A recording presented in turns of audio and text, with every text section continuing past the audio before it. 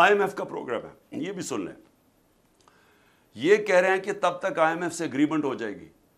ہمیں 1 سال پہلے سے یہ کہہ رہے ہیں کہ جناب IMF سے اگریمنٹ ہونی چاہیے, اس لیے ہم الیکشن نہیں کروا رہے. یہ 20 میں 2022 کو انہوں نے ہمیں کہا تھا کہ ابھی ہم اس لیے نہیں کروانا چاہتے, ہم الیکشن نہیں کروانا چاہتے کیونکہ IMF سے اگریمنٹ ہو رہی ہے.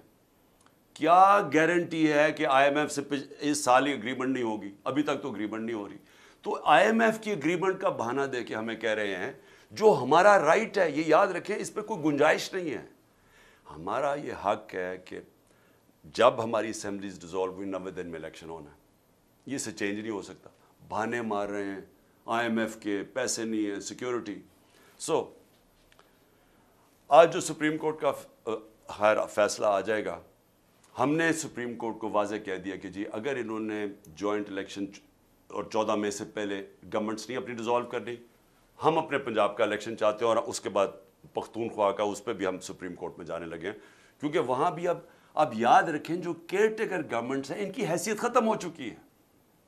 آئین کے اندر کوئی گنجائش ہی نہیں ہے کہ 90 دن کے بعد ایک کیئر ٹیکر بیٹھی رہے, کیونکہ ان کے پاس تو اب کوئی آئینی قانونی طور پہ تو یہ ان دونوں کو گھر جانا چاہیے, اور ہم عدالت میں جا رہے ہیں اس کے اوپر, کیونکہ یہ انہوں نے اپنے لوگ بٹھا کے, یعنی وہ لوگ جو کہ نون لیگ کی گورنمنٹ پنجاب میں آ گئی ہے, الیکشن کے ذریعے نہیں, صرف اپوائنٹ کیے گئے ہیں ایک الیکشن کمشنر جو ان کے ساتھ ملا ہوا ہے نون لیگ کے ساتھ اور یہ PDM کے ساتھ.